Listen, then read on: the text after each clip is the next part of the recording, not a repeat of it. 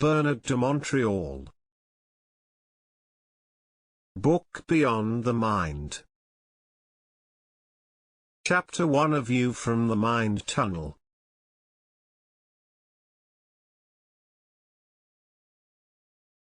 The mind is an infinite communications network that processes conscious and unconscious thought energy emanating from a variety of radiating center points. These points lie between the higher and lower dimensions of being intelligence evolving in non-physical states throughout parallel universes.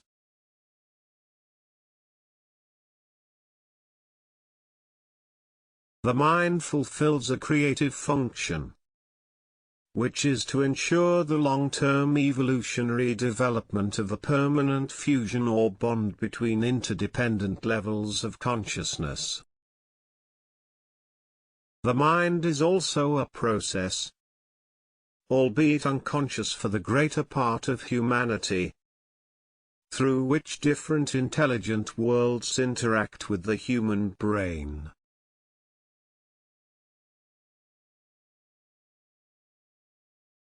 It creates a network of vibrating energy or thought which is identified by the unconscious ego as a personal and subjective form of intelligence known as the intellect.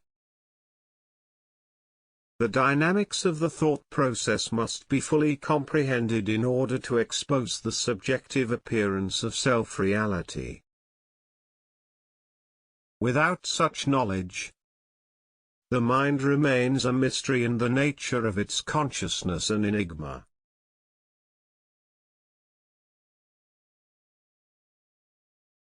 The mind originates in non-physical dimensions as thought government, and manifests itself through the evolutionary activities of non-physical hierarchic intelligences whose function is derived from a cosmic necessity to perfect lower forms of intelligence from the physical to the astral and on to the etheric levels.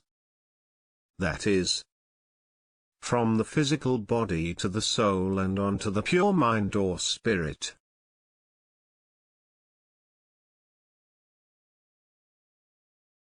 The fundamental principle of this process is one of elimination through lengthy evolutionary cycles of lower forms of thought energy, in order to increase and perfect the development of consciousness. The mind grows through the ascendancy of thoughts that travel from their point of origin in a creative process whose ultimate goal is the universalization of all sentient beings.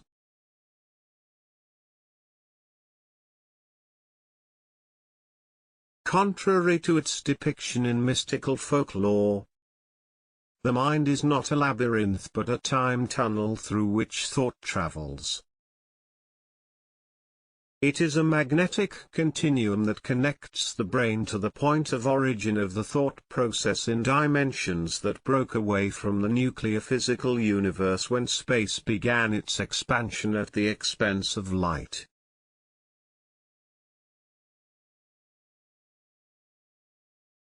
Its tunnel configuration is based on the energy laws of thought communication networks that constitute the fundamental environment of forces at work in the universe. The mind is not simply the activity of thought flow but the medium through which these forces move in mental ethers equivalent to space dimensions wherein non-incarnated intelligences, perfect in their evolutionary and expansive role and power, animate the more dense vehicles of physical being evolving throughout the physical universe.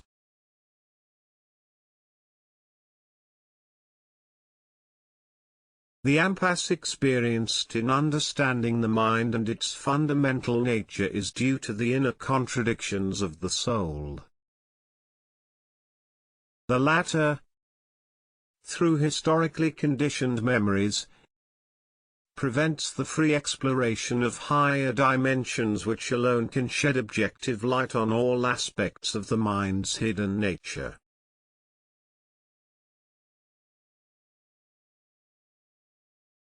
The question of whether or not the soul exists ceases to be purely academic or speculative once the fact of its objective reality has been studied, established and explained by the unveiling power of the mind in manifestation, unfettered by historically conditioned ideas or concepts.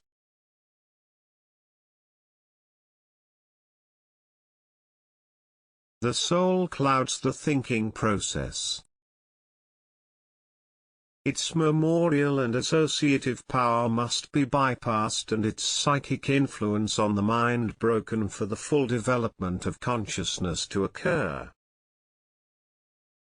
The soul is the guardian of life and death memories, and the supermental consciousness of the mind can be experienced only by overcoming this subjective soul memory, which is the blueprint of the personality.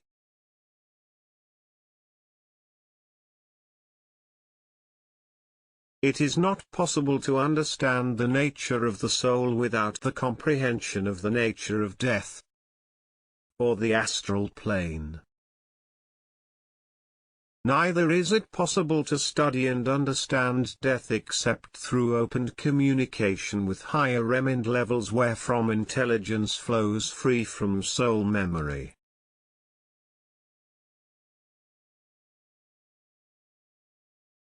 The soul is a psychic bridge that connects the physical brain to the pure mind. As an undissociable energy field, it conditions the passage or entry into the mind tunnel of higher forms of thought. Its unconscious memory function represents an infinite amount of registered information or imprints accumulated through long cycles of evolutionary experience.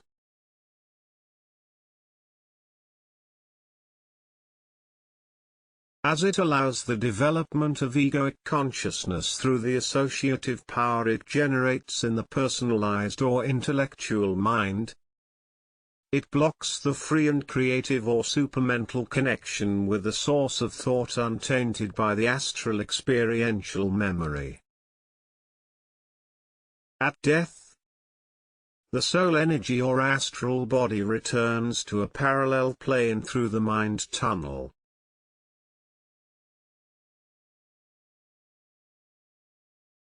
As it progresses and reaches the astral plane of the mind's psychic configuration, it takes on a life status that corresponds to the total memory of its physical experience. We have no memory of the mind tunnel since physical dimensional reality is its limiting factor.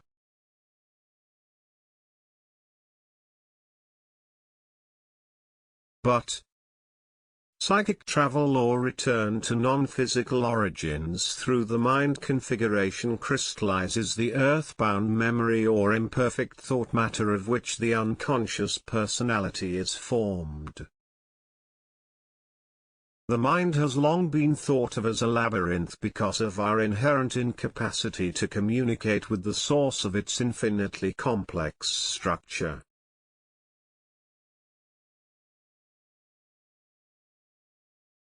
Unconscious mental activity is so intertwined with the astral manipulation of our psychic matter that we have little or no idea of its territory. Consequently, the mind appears as an inextricable labyrinth instead of a straightforward path to the origin of self-identity. The mind tunnel connects the brain with all possible dimensions of intelligence.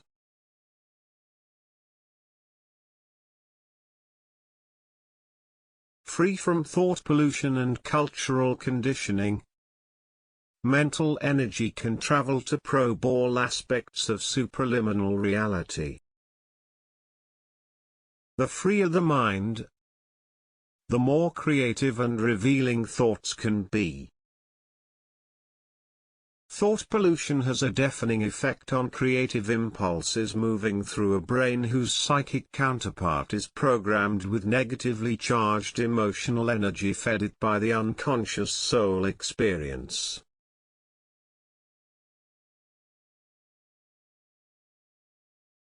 It insulates consciousness and locks it into a blinding and reflective mode that opposes global mind development.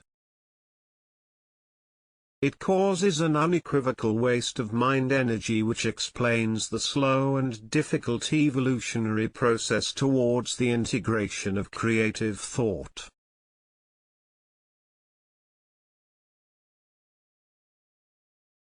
Intelligence pulses through the mind from light worlds beyond the physical universe. From its psychic origins emanates thought creation and the architectural force fields responsible for the development and perfection of the mind tunnel. Intelligences evolving in those systems of life do not require physical planetary bodies for their evolution.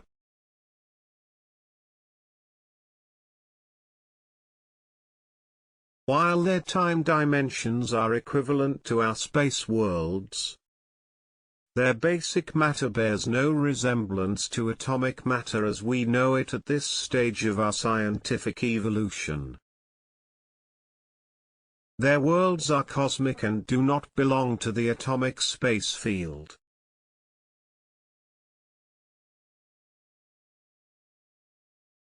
They are absolutely free from the more dense force fields associated with gravity in our interplanetary medium. They collaborate in all aspects of mind development and are instrumental in ordering the evolution of matter to suit the requirements of the physical apparatus of the brain, which is capable of receiving creative thought impulses.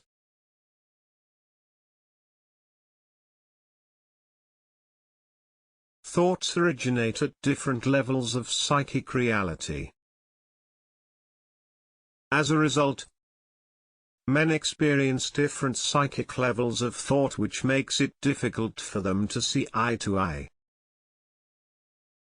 When thoughts are exchanged between different cultures, the difficulty becomes more complex due to the variety of mental experiences that differ not only in terms of social experience but also of inner development.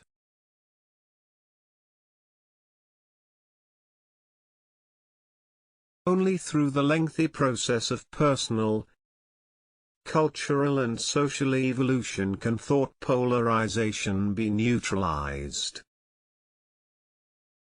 What confers to a thought ascendant interdimensionality is not the belief in its impression or perceived truth but the quality of the psychic space through which it travels. As it refines itself through time, it objectifies reality and universalizes knowledge as it evolves from lower forms that have been neutralized through mind evolution and creative development.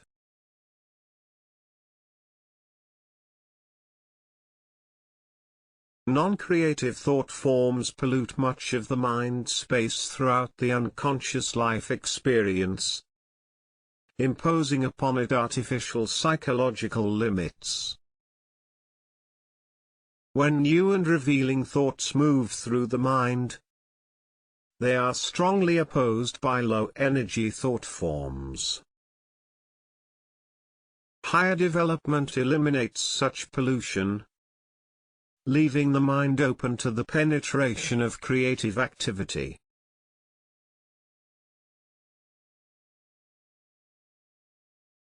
The mind is not simply a sounding board for subjective thinking, it fosters an inner potential to communicate with mind levels wherefrom thought originates in a perfect, unpolluted state. The mind is a passageway through which form-shattering thought energy travels endlessly from higher to lower dimensions, self-adjusting and constantly confirming new facets of reality.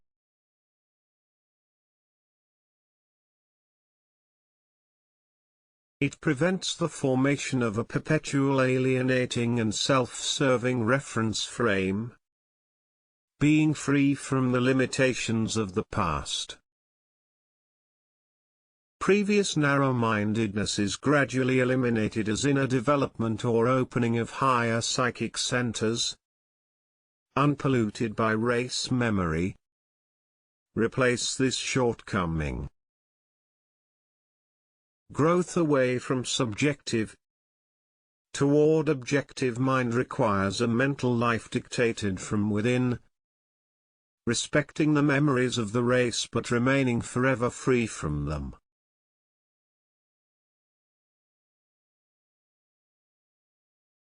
The more concrete and objective the science of the mind, the more individualized is the knowledge arising from it. As a permanent and objective referral is developed through telepathic communication occurring above and beyond reflective thinking.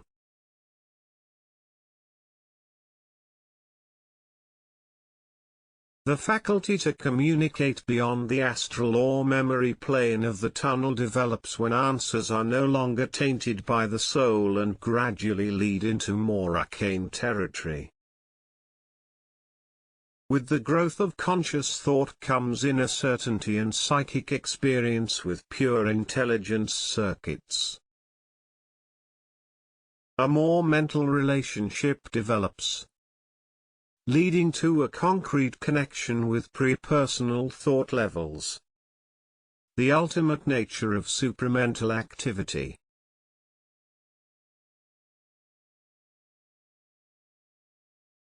When experiencing pre-personal communication, supramental thoughts come into focus. They create a psychic profile that appears clearly above any subjective or astral coloring identifiable to self-centered opinions. The telepathic contact with pre-personal intelligence levels can then be identified as the origin of human thought or consciousness. At this point it is possible to enter into the mind world objectively and begin to understand the hidden nature of the thinking process.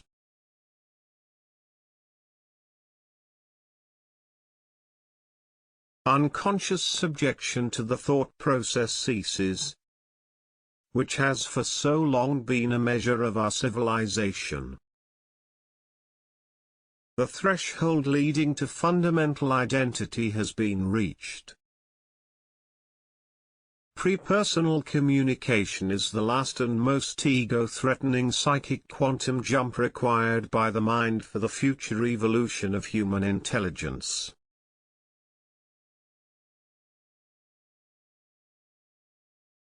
Subjective psychological structures conditioned by sense-stimulated memory cannot easily accept a consciousness that is linked to a multidimensional universe. One has a natural tendency to think of oneself as part of a humanity that evolves alone on a planet. Science is about to study aspects of the universe that will profoundly transform today's material understanding of the physical world.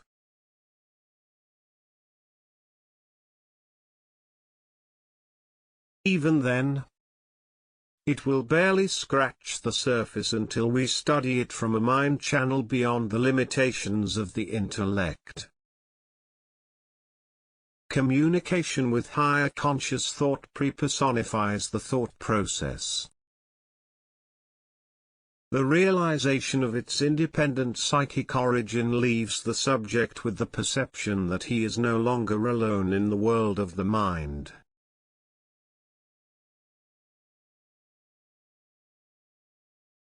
We have a tendency to think of reality only in terms of its physicality. We fail to realize objectively what the sciences are trying to prove, that energy can be materialized and matter dematerialized, and that it is only natural that communication with other planes of thought be pre-personal. As the boundaries of the personality are temporarily lifted when supramental thoughts move in without psychological obstruction.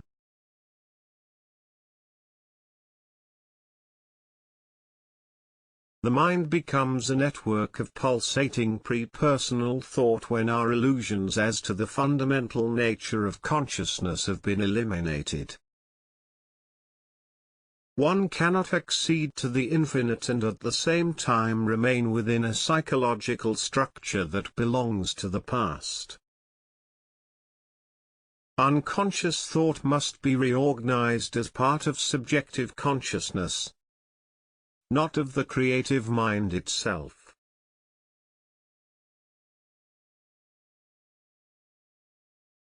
Thought is a magnetic form of energy that spins its way down the mind tunnel through a very radiating field of negative space, moving through time, coloring itself along the way as it penetrates the memory field of the soul. It travels from dimensions beyond physical space, its original energy burst losing vibratory impact as it moves through the mind tunnel.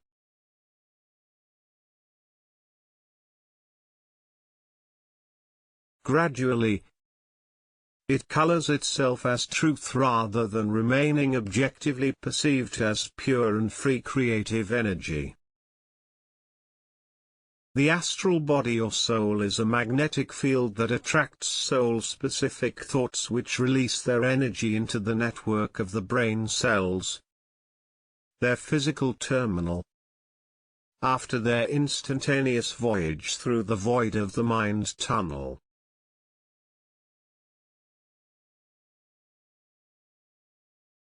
While consciousness is being created, its reality escapes us. We experience the proximity of consciousness while the very essence of our mind remains elusive.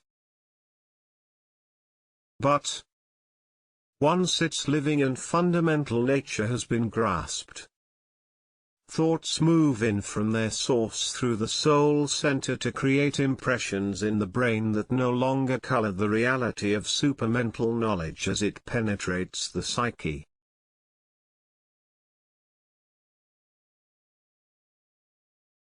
Once the soul perfects its nature by freeing itself from the subjective memory that dims its light, thoughts are no longer affected by its previously polluted energy field. Consciousness remains stable and permanent for the remainder of the physical experience and beyond. The mind is the channel that makes possible the expression of a unified consciousness in the psyche.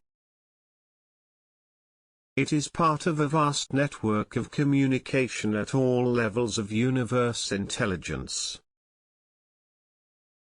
Physical consciousness is but the final outcome of this infinite cosmic process.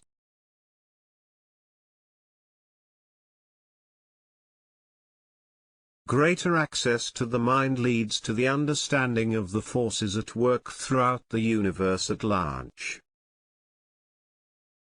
The factors that tie the mind to the material dimension of planetary experience through the unconscious ego are but a limited and minute, though important, function of itself.